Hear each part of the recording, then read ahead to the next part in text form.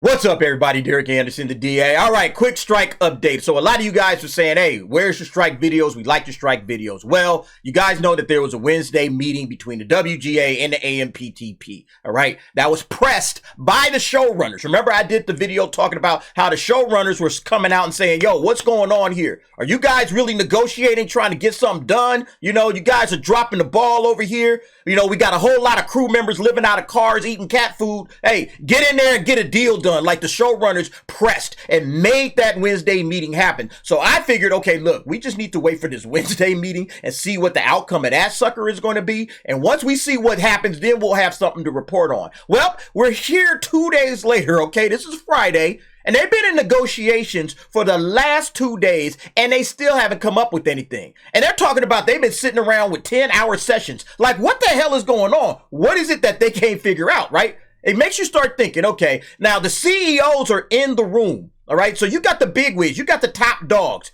all right? You got Bob Iger in there. You got David Zaslav in there. You got Ted Sarandos from Netflix. You got Donna Langley from Universal, all right? The big four. They call them the Gang of Four. I think it's a dumb name, but whatever. But they got them in the room. They're sitting there and they're hashing it out with the writers and the negotiation team for the WGA along with the AMPTP president. All right. Everybody is in the room and they still can't get a damn deal done. This is why I'm saying there's a problem with the guild. OK, because the studio CEOs ain't showing up for this not to get a deal done. But they're also saying, look, here's the line that we're willing to go to, and you're just going to have to accept that. Maybe we can, you know, negotiate here and there, a little fiddling with the details. But for the most part, this is where it's at. I'm pretty sure that's what the AMPTP came in there and said. But the negotiations continue. As you can see right here, WGA and studio CEOs to meet again Friday. Guild urges members to get out on the picket lines in force. And yeah, when they're saying, yeah, guys, y'all need to get back on the picket lines, it sounds like things ain't necessarily going too well. And here's a point, because I was saying, listen, I think the WGA is dropping the ball here, or they're not understanding the position that they're in, all right? They're not understanding where things are, right? And I'm starting to have a feeling that they're the culprits behind this whole thing. Check this tweet out. Now, this is Matt Donnelly. He is a writer for Variety, and listen to what he said, all right? This is last night, all right? He posted this at 10:55 p.m., September 21st. Talks between the WGA and AMPTP ended in tension today. After a 5 p.m. dinner break, WGA reps returned to the table with brand new deal points, which threw a wrench in 2 days of momentum, minimums, data sharing, and honoring sister strikes, still major roadblocks. All right, here we go. This is the damn problem with these guys. They are trying to bite off more than they can chew. All right, their eyes are bigger than their damn stomachs. All right, you come in, we've been at it for 2 days, writers. And after the 5 p.m. dinner break, I'm pretty sure the AMPTP and these CEOs was like, all right, man, things is going to work. We good. All right, let's go grab some dinner. Let's come back. Let's wrap this sucker up. We can go back to our lives. And they come in with what? Oh, we got some new deal points that we want to discuss. Man, God damn it, man, come on, y'all. What the hell? I know them CEOs was hot, because I would be hot.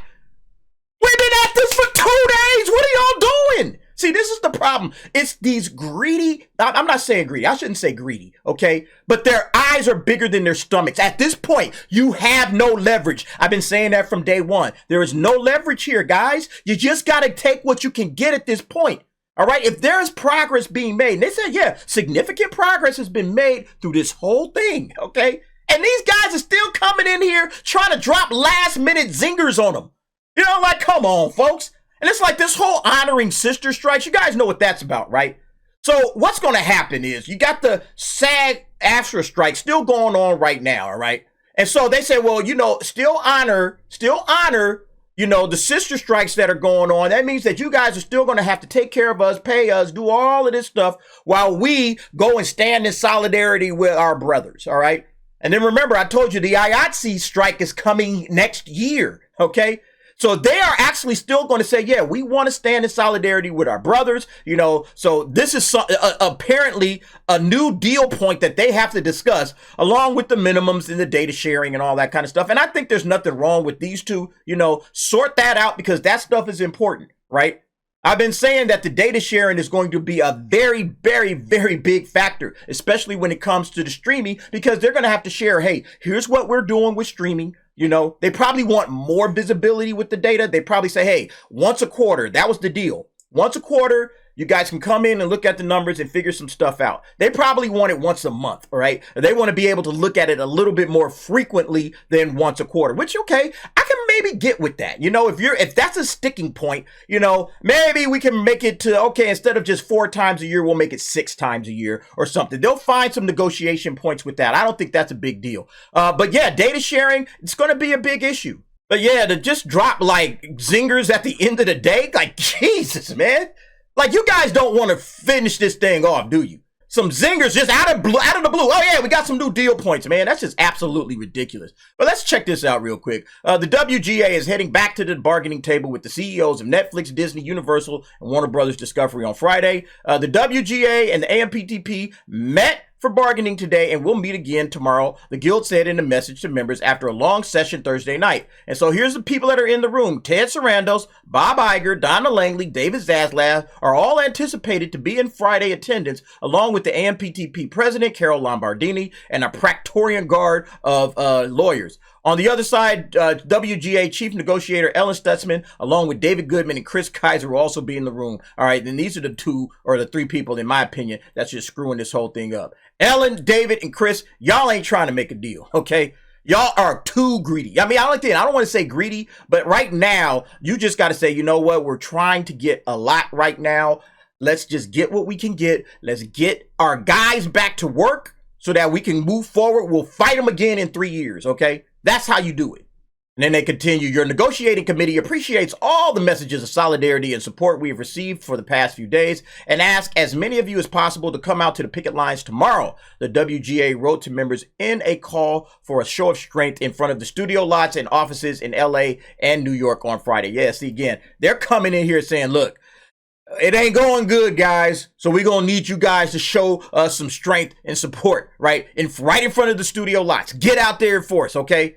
You know, and again, that's, to me, the way I read that is they're nervous about the way things are going right now. And here's another point.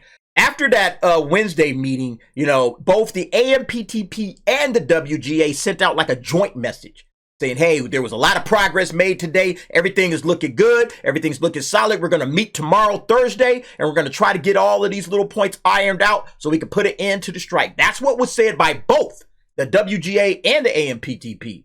Now today, all we're hearing from is the WGA, all right? This entire statement is just WGA talk. So what happened to the AMPTP? They haven't said anything. So that tells me there's some issues going on. The WGA's missives came soon after news broke that the Guild, the AMPTP, and the CEO Gang of Four, that's a dumbass name, by the way, were unable to close a deal to end the soon-to-be 144 days writer's strike, with the industry essentially shut down for almost 5 months, almost no one working, and the greater Los Angeles County facing an estimated economic hit of up to $5 billion. There are high hopes, and agreement was in the offering tonight, especially with the CEOs in the room and engaged. Yeah, and then it says, you know, the bargaining session went longer than expected, and everybody started texting each other, trying to sound optimistic, all right? And I like this last point. After today's roller coaster ride and the disappointment of tonight, enthusiasm about whether Friday's negotiating session will be more successful may be harder to come by. Yeah, let's see how enthusiastic everybody is in the old deadline comment. It's obvious talks were falling through again when the union told its people to go back to the picket line and force. Bingo. That's exactly how I see it too. All right. If you got to tell everybody, hey, man, make sure you guys show up on that picket line tomorrow. All right. Things ain't going too hot. AMPTP did what they set out to do, wait for the writers and actors to go through their savings before they were willing to negotiate. They said that's what they were going to do. And the WGA said it was a publicity stunt, and not to believe it, it was never a publicity stunt. It was an exact tactic that the WGA didn't plan nor account for in this mess. Yep.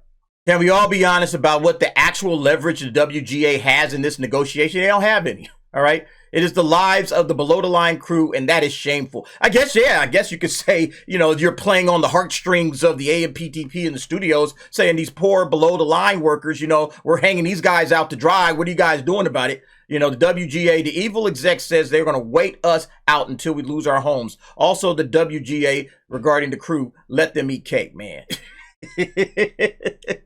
Here's from a struck actor. The attendance on voting for leadership and locals at SAG, WGA, East and West was atrocious in the recent elections. Membership has checked out where it counts, and the picketing is window dressing. Once the negotiating committee passes it down, the vote will be quick, thankfully. Yeah, they're going to vote on it super fast because they want to get back to work. They're tired of not working. Teamster here, we and our IATSE brothers and sisters fully support WGA, and we all just laugh and sit and be amused at the weak people like you trying to sow division. Solidarity forever. Spoken like a Teamster's 13-year-old child. Grow up, you're being used. I mean, there's just so much argumentation going on here. Spoken like the same union busting Pinkertons from 100 years ago. Wake up, you're a stooge for billionaires. Our solidarity isn't going anywhere, and I look forward to slurping up your tears when we strike for hours next year. Kisses. Yeah, it's going to be trippy to see what happens next year when these crew members, all these behind the line workers or below the line workers, when these guys go on strike, okay, that's going to be very, very interesting to see how much the actors and the writers come out and show all of this solidarity for those guys, all right? Because these guys are the ones that's hurting right now, and it's not even their fault. OMG, WGA, make a deal. Enough is enough. Stop preventing hundreds of thousands of people from working. It's been 5 months, almost 5 months. You mean AMPTP, make a deal, as they are the ones who have kept people off work. Your cutesy little tactics have failed. Like, wait a minute. Like, they didn't go on lockout. This isn't a lockout. This is a strike. If the studio said, oh, we're just shutting down production across the board and we're not letting these guys get back in here and do anything until they sign this deal, that would be a lockout, all right? But the writers went on strike. The actors went on strike. They are withholding their labor. The studios are good. Hey, man, we good to go. Let's go. Let's get some production going. And the actors and the writers are the ones that are saying, we're not willing to work. So, yeah, they have to be the ones that basically are saying, here's what we're offering. They don't need to necessarily make a deal. You know, the AMPTP made a deal, and they gave it to the writers. And the writers, the WGA, I should say, didn't even send it to their membership to vote on. What does that tell you? Yeah, again, it's not the AMPTP that has to make a deal. They made a deal, and the writers just refused to sign it. That's basically what's going on. But anyway, folks, that's it for the writers. That's just a small update. There's nothing really going on right now that we don't know, other than the fact that these cats came back up in here and threw a wrench in 2 days of momentum, all right?